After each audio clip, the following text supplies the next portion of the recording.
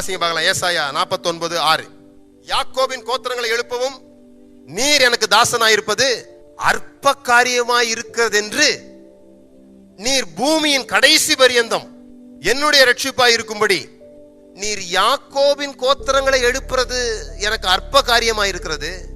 அப்படின்னா நீ ஒண்ணு நினைச்சிட்டு இருக்கிறியே, இதுதான் நான் செய்ய போறேன், ஒரு 5000 ரூபாய் சம்பாதிக்க போறேன், அல்லது 2 குழந்தைங்களை பெற்று வளர்க்க போறேன், அல்லது எப்படியாவது இதை செஞ்சிட போறேன்னு நினைக்கிறியே, இதெல்லாம் எனக்கு அற்ப காரியமா இருக்கிறது.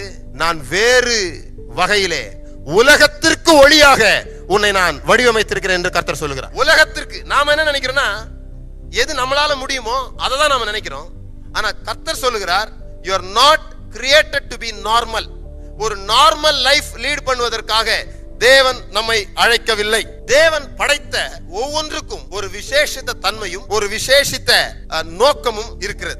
நீங்க பாருங்களேன், முத்து யாருக்கெல்லாம் தெரியும்? முத்து, பேர்ல் பாத்திருக்கீங்களா? இந்த பேர்ல் ஏன் நம்ம கிட்ட இல்லைன்னா அது மிக விலை உயர்ந்தது. தங்கம் ஏன் விலை உயர்ந்தது? அது கொஞ்சமா கிடைக்குது. ஏதோ ஒரு சிப்பிக்குள்ளதான் அந்த முத்து கிடைக்குது. தங்கம் கொஞ்சமா கிடைக்குது, பெட்ரோல் கொஞ்சமா கிடைக்குது. என்ன அர்த்தம்?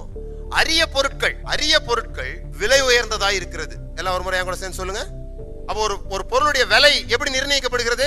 எவ்வளவு குறைவா இருக்குதோ அவ்வளவு அதிகமான விலை. எவ்வளவு குறைவா இருக்குதோ அவ்வளவு அதிகமான விலை. நான் சொல்றேன், தேவன் இந்த உலகத்துல என்ன மாதிரி வேற யாரையுமே உண்டாக்கல. அப்ப நான் அரிய பொருளா எப்படி சொல்றீங்க? உலகத்திலே நான் ஒருத்தன் தான். உலகில் நீ ஒரு தனிப்பிறவி. விசேஷமா டிசைன் பண்றவங்க ஒரு சட்டம் வச்சிருப்பாங்க பாருங்க. என்ன சொல்லுவாங்க? அதை சாம்பிள் பீஸ். அது விக்கிறதுக்கெல்லாம் கிடையாது, அது சாம்பிள், அது காண்பிக்கிறதுக்கு தான். அது ஒண்ணுதான் அந்த வகையில உருவாக்கப்பட்டிருக்கிறது. பாருங்க, ஃபெலிக்ஸ் இன்னொரு ஃபெலிக்ஸ் இருக்க முடியாது. ஃபெலிக்ஸ் மாதிரி வேணா இன்னொருத்தர் என்ன பண்ணலாம், வரலாமே தவிர நானாக தான் இருக்க முடியும், நீங்களா தான் இருக்க முடியும். அப்போ நீங்கள் ஒரு அரிய பொருள் என்றால், உலகத்துல பெட்ரோல் கொஞ்சம் கிடைக்குது, முத்து கொஞ்சம் கிடைக்குது, ஆனா நீங்க மட்டும்தான் ஒரே ஒரு ஆளு. இந்த டிஸ்கவுண்ட் சேலுக்கு போனீங்கன்னா அங்க சீப் ரேட்ல உள்ள பனியன் பாத்தீங்கன்னா எல்லாம் ஒரே மாதிரி இருக்கும். எக்கச்சக்கமா அதை செஞ்சிட்டதுனாலதான் அது மிக விலை குறைந்ததாக மாறி விடுகிறது. எல்லாம் கை வச்சு சொல்லுங்க, நான் சீப் கிடையாது. எல்லாம் சொல்லுங்க, நான் சீப் கிடையாது. அதனால என்ன பாதுகாக்க வேண்டிய பொறுப்பு எனக்கு இருக்குது. ஒரு பேர்ல் கிடைச்சா எப்படி பாதுகாப்பீங்க? ஒரு தங்க நகை எப்படி பாதுகாக்கிறீங்க? ஒரு விலை உயர்ந்ததை எப்படி பாதுகாக்கிறீர்களோ அப்படிதான் நீங்கள் உங்களை பாதுகாக்க வேண்டும். நீங்க எல்லா இடத்துலயும் உட்கார்றதுக்காக படைக்கப்பட்டவர்கள் கிடையாது. எதை வேணா செய்யறதுக்காக படைக்கப்பட்டவர்கள் கிடையாது. எப்படி வேணா வாழ்வதற்காக படைக்கப்பட்டவர்கள் கிடையாது. அசிங்கத்துல உட்கார்றதுக்கு உங்களுக்கு அனுமதி இல்லை. ஏன் சொன்னா, நீங்கள் விசேஷமானவர்கள், விலையேற பெற்றவர்கள்.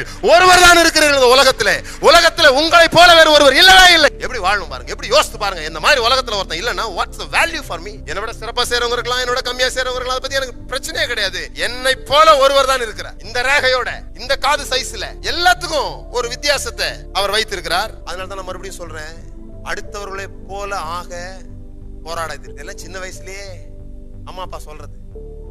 பையன் மார்க் ஷீட் வாங்கிட்டு வந்தவொடனே பாப்பாங்க, என்னடா மார்க்கு? 60மா.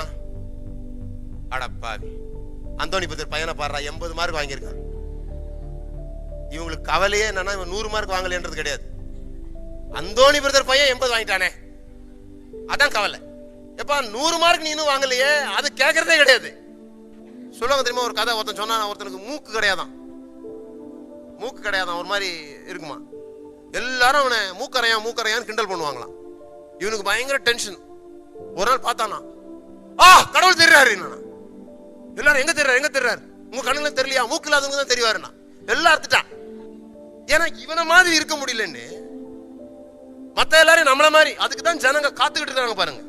உலகம் என்ன சொல்லுது? என்ன மாதிரி ஆகு. ஒவ்வொரு நாளும் நமக்கு இருக்கிற மிகப்பெரிய ஆவிக்குரிய போராட்டம் என்ன தெரியுமா? தனித்து நிற்க முயலும் பொழுது உலகம் சொல்லுகிறது இல்ல, உன்னை ஒரு மாதிரி பார்ப்பாங்க, உன்னை ஒரு மாதிரி கேவலமா பார்த்துருவாங்க, நீ இப்படித்தான் இருக்கணும், இப்படித்தான் வாழணும், இப்படித்தான் நம்ம சொசைட்டி சொல்லுது, இப்படித்தான் இதுல இருக்கு.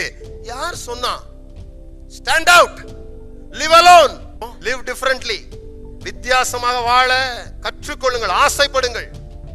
அதே மோல்டுல அதே மாதிரி இருக்காதீங்க. அது டிஸ்கவுண்ட் சேலுக்கு போகும். விசேஷமா இருங்க, அந்த வகையில ஒன்னா இருங்க. நீங்க வேற எந்த முயற்சியும் பண்ண வேண்டியதில்லை, மற்றதெல்லாம் உங்களை தேடி வரும். born to be known for something, you are not born to be normal. ஒரே மாதிரி இருப்பதற்காக நீங்கள் உண்டாக்கப்பட்டவர்கள் அல்ல. you can be nobody or somebody. நீங்க எப்படி வாழணும்னு விரும்புறீங்க? You want to be anybody or somebody?